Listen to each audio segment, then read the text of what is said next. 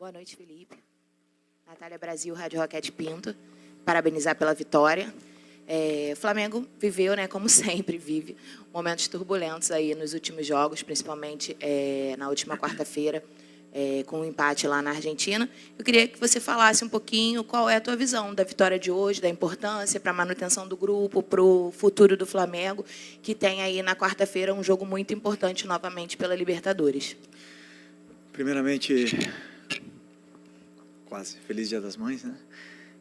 Para minha esposa primeiro que está me esperando e para minha mãe que está lá em Jaraguá do Sul. Feliz Dia das Mães. Segundo, falar sobre o momento, como você falou, turbulento. Depois de uma vitória contra o Corinthians, depois uma vitória contra o Botafogo da Paraíba, tivemos uma derrota no último minuto com gol de pênalti e um empate fora de casa, sendo que viemos de 3 viagens e jogos a cada 3 dias. Essa turbulência que existe, ela é externa. Ela é externa. Internamente, os jogadores continuam acreditando, continuam trabalhando, continuam lutando, aprendendo, corrigindo, evoluindo. E o resultado, muitas das vezes, a gente não controla. Pode fazer um jogaço e perder, pode fazer um jogo muito ruim e ganhar, e às vezes pode ser muito ruim e perder e muito bom em ganhar. Essas são as possibilidades, então convivemos com isso. O importante é isso que eu falo para vocês. Essa turbulência que existe fora, muitas das vezes ela chega no torcedor, né? E o importante é que a gente continue acreditando no que está fazendo. Eu tenho uma convicção muito grande no que eu faço. Acredito muito no meu trabalho, de verdade, e vou continuar trabalhando porque eu amo isso que eu faço. Amo até na turbulência. Isso é o mais preocupante, porque como eu falo sempre, né, são muitas horas de trabalho e eu amo o que eu faço, mesmo nesses momentos. Então, hoje foi uma vitória importante. Tínhamos que ganhar, dominamos o jogo, controlamos o jogo, fizemos as chances, fizemos o gol e no final tivemos que sofrer. E uma equipe tão forte, um grupo tão forte, tão especial como esse também sabe sofrer. E todos esses momentos que a gente viveu dentro do campo nos serve para continuar evoluindo para o futuro. Boa noite, Felipe Luiz.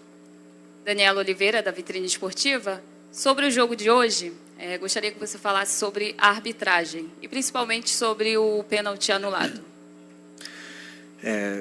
Sei que vocês estão esperando que eu fale da arbitragem, mas da mesma forma prefiro não opinar. Okay? Da mesma forma que foi do último jogo. Felipe, Raíza Simplício da Gol Brasil e da revista Placar. Felipe, a gente tem observado o Bruno Henrique nos últimos jogos e, na nossa opinião, na opinião da torcida, o Bruno não vem bem já tem um tempinho.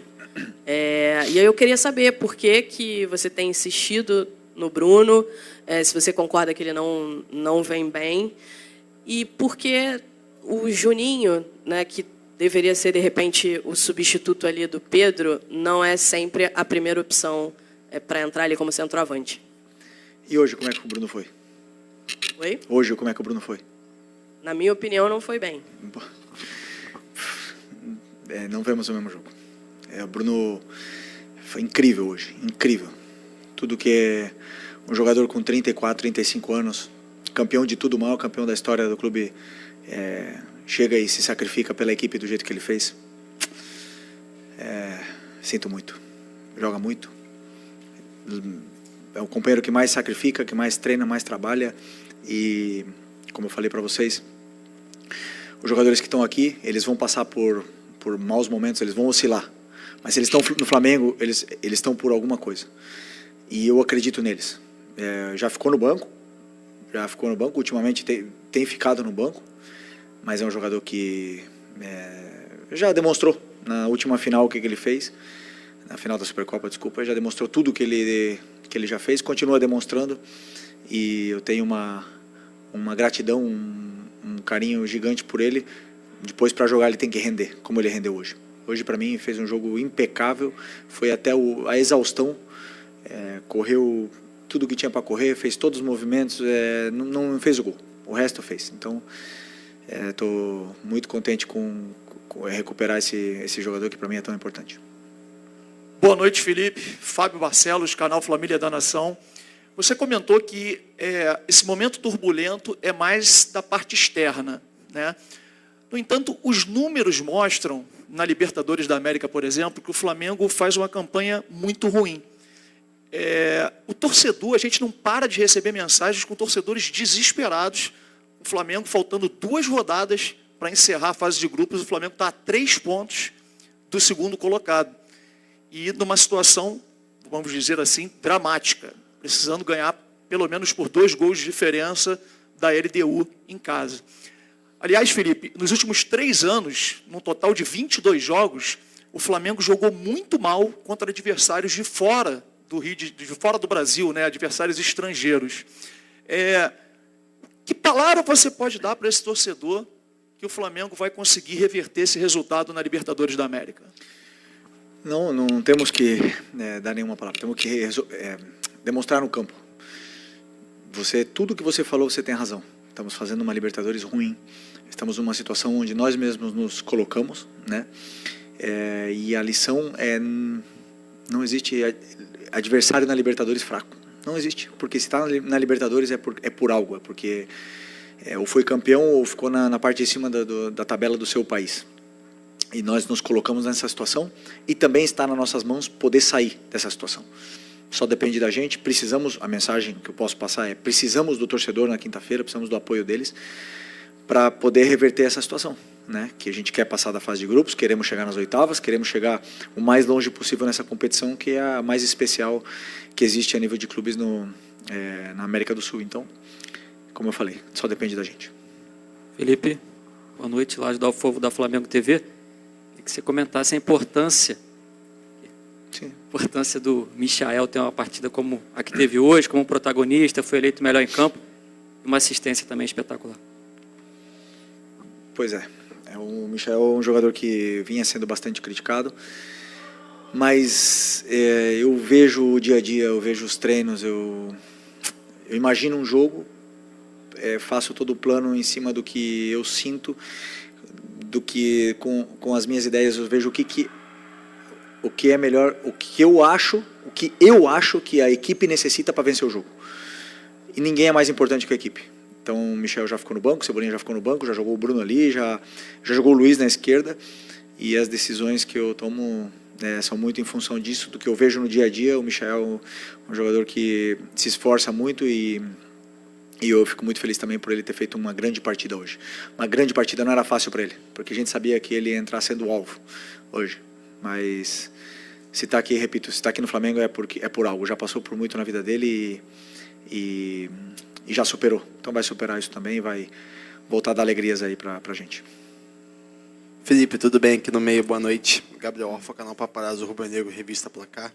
Felipe, você citou agora há pouco a questão do calendário, né? Jogos de 3 em 3 dias, com um curto espaço de tempo.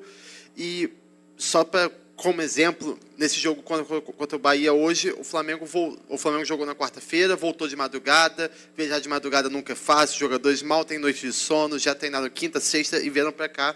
Queria te perguntar o quanto esse calendário acaba atrapalhando o time, tanto na questão técnica quanto na questão física. Hoje você perdeu 2 jogadores no primeiro tempo, na questão física.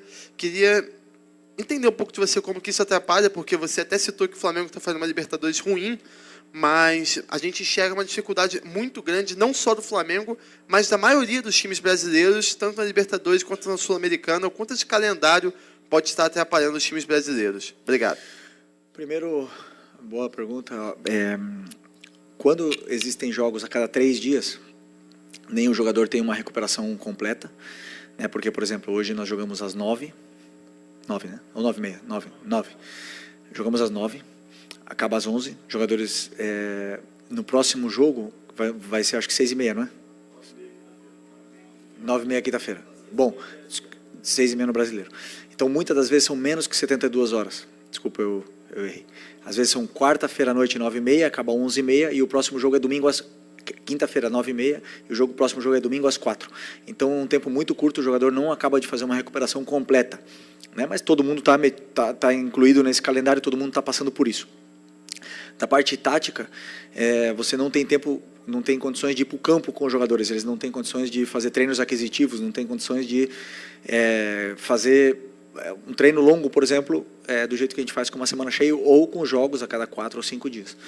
Isso é uma peculiaridade que existe no calendário sul-americano, principalmente no brasileiro, pelo número de jogos que existe aqui, e que todos nós sofremos com isso.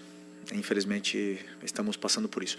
E nesse trajeto, alguns jogadores caem, né? Porque, como você bem falou, existe o sono, existe a sequência de jogos, existe viagens, até na parte hormonal dos jogadores afeta, e alguns acabam caindo. Por isso, a gente tem um elenco muito qualificado do jeito que temos para poder passar por esses degraus aí que são complicados, esses obstáculos que são complicados, como essa sequência de jogos, que fica tão difícil tanto trabalhar a equipe como eles poderem recuperar e estar 100% para jogar.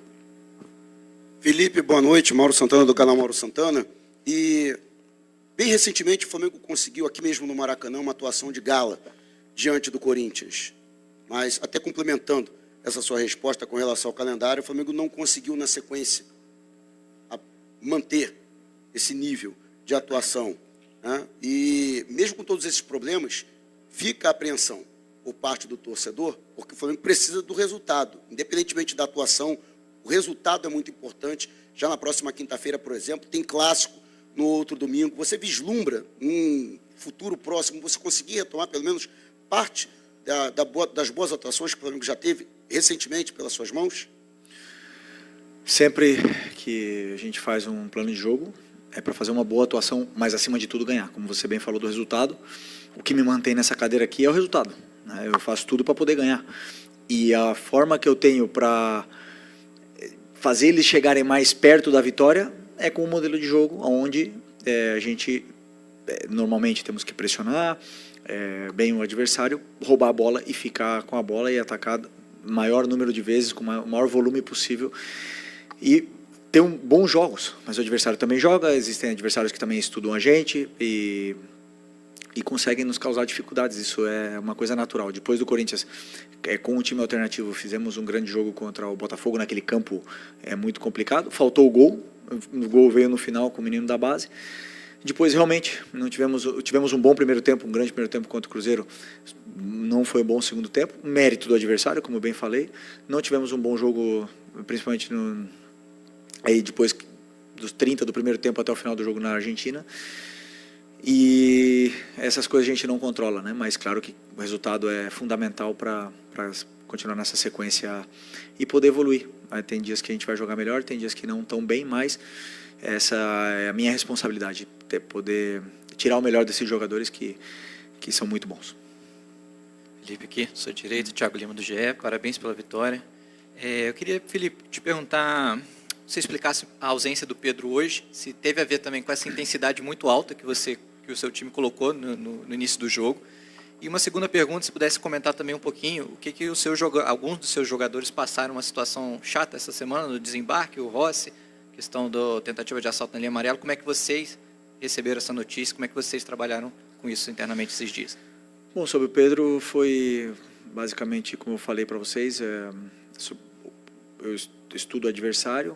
O Bahia é um time que joga muito, muito, muito bem, está muito bem trabalhado, e os jogadores que entraram no campo foram os que eu acreditei que eram os melhores para poder vencer a partida no início, e também pensei no segundo tempo. Então, puramente plano de jogo, sem esquecer que o Pedro vem de uma lesão de 7 meses parado e vem de uma sequência também de 2 jogos seguidas, jogou contra o Cruzeiro, jogou agora na Argentina, e temos que, o meu trabalho é encontrar para ele os momentos para ir colocando, para ele recuperar a forma física o antes possível, para poder performar com uma consistência maior depois de uma lesão tão grave que ele teve, mas continua sendo importantíssimo para mim.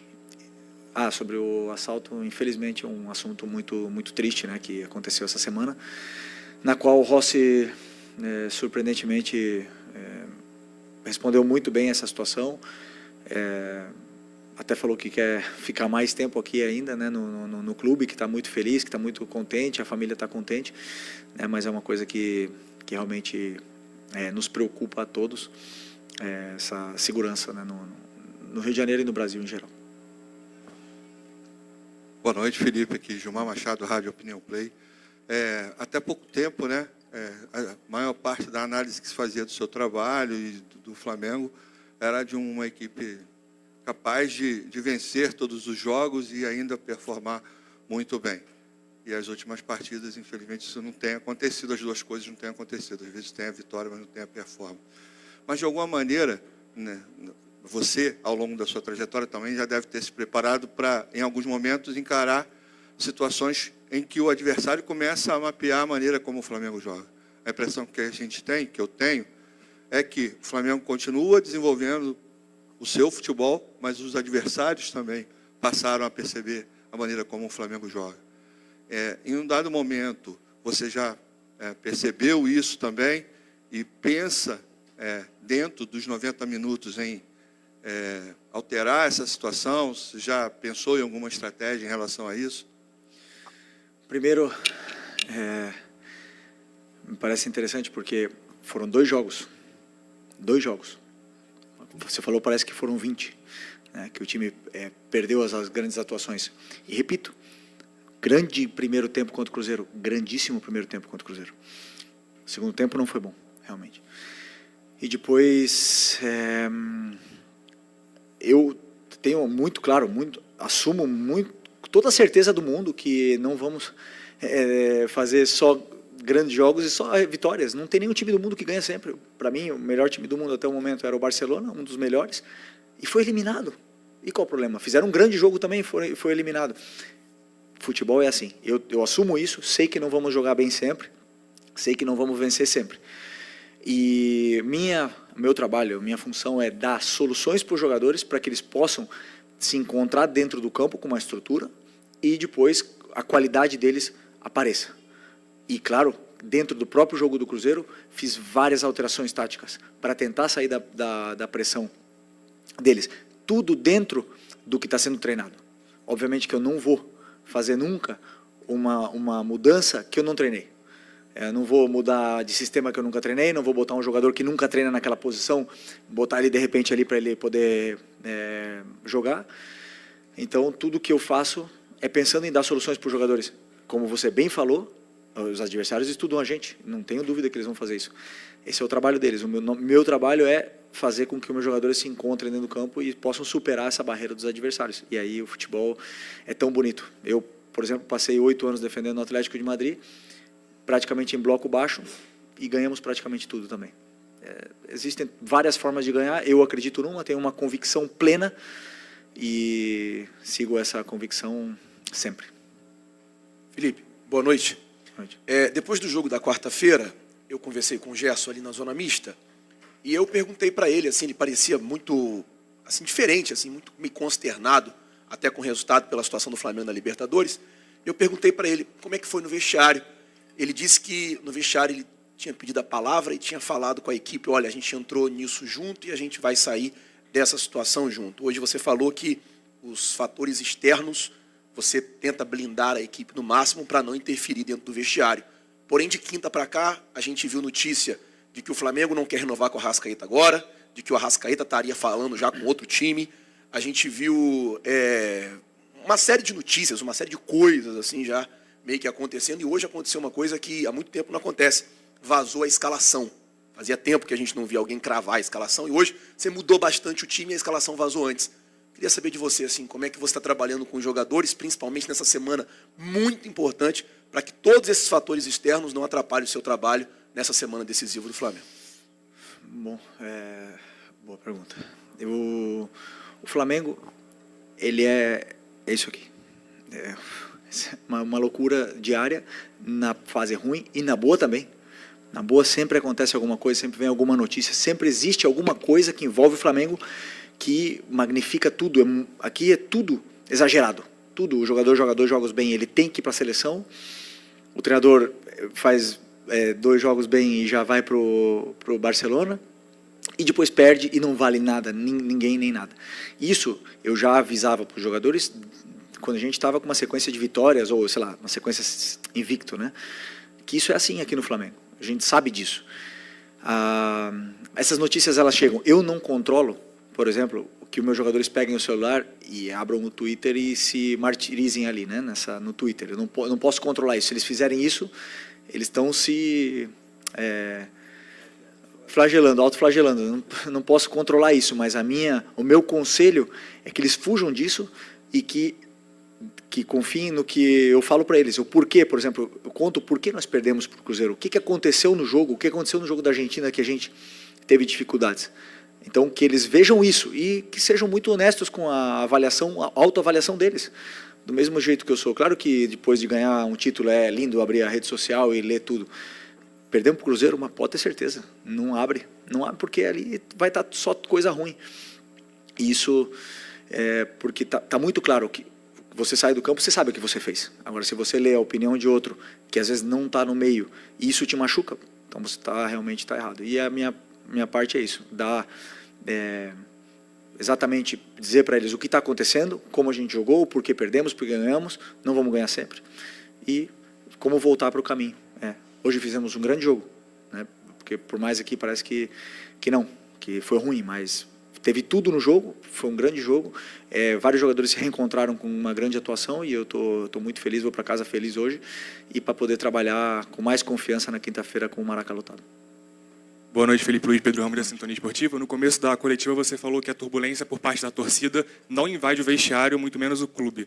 Parte da torcida comenta também sobre uma soberba, falta de humildade do Flamengo, dos jogadores do Flamengo, por terem mais qualidade, investimento e acharem talvez que vão vencer a partida quando quiserem. Minha dúvida é se você concorda com isso e uma segunda rápida também é se você considera uma possível eliminação na fase de grupos da Libertadores como um vexame ou uma vergonha. Obrigado. Bom, eu até esqueci a primeira. Aqui. Qual que é? Sobre a soberba dos jogadores acharem talvez a partida de ganhar a qualquer momento. Isso não existe. Você vê no campo, quando eles entram no campo, eles dão a vida. Quando você vê um jogador dando a vida, disputando bola, dividindo todas as bolas, não tem soberba. Existe um adversário que também joga. E eu já falei para vocês, um grande elenco te dá a possibilidade de brigar por títulos. Mas depois entram no campo 11 contra 11, o treinador adversário motiva os jogadores dele de uma forma, prepara o jogo de uma forma, onde os meus jogadores vão encontrar dificuldades durante o jogo, com certeza, e isso é o futebol. Nunca, jamais vi soberba por parte desses jogadores, desde que eu estou aqui, jamais. Ano passado ganhamos a Copa do Brasil e não tínhamos nada para disputar, e eles continuaram até o final dando a vida. Então, só que o problema é que, como eu já falei, quando se perde ou se empata ou não tem uma boa atuação, queremos achar o pelo em ovo para ver o que está acontecendo. E existe um adversário, não esqueçam disso, o adversário também joga. Isso. E o outro? A eliminação, se fosse vexatória. Sou muito positivo, quero classificar. Boa noite, Felipe. Bruna Medeiros, do Desflá. Nessa turbulência, né, que foi até citada aqui, muita gente começou, dos torcedores, nas redes sociais e tal, a pedir o Gerson de volta na volância para ele sair na direita por causa da queda nas atuações dele. Hoje você teve a oportunidade de mexer, né, na volância com a ausência do De La Cruz pela suspensão e você optou por colocar o Alan. Você segue vendo o Gerson não apenas, mas preferencialmente como meia pela direita ou você pensa em voltar com ele nessa posição em algum momento? Obrigada. Eu vejo que o jogador me oferece num todo, né? Vocês olham o Gerson de volante e vê o que vocês veem aí. Eu vejo muitos aspectos durante o jogo que ele me dá, como jogando na meia, né? Que talvez vocês não enxerguem e para mim é muito importante. Eu valorizo muito, muito, muito vários esforços que ele faz pela equipe e depois eu tomo as decisões. Então, para mim, ele é muito importante ali. Eu tenho 4 volantes além dele.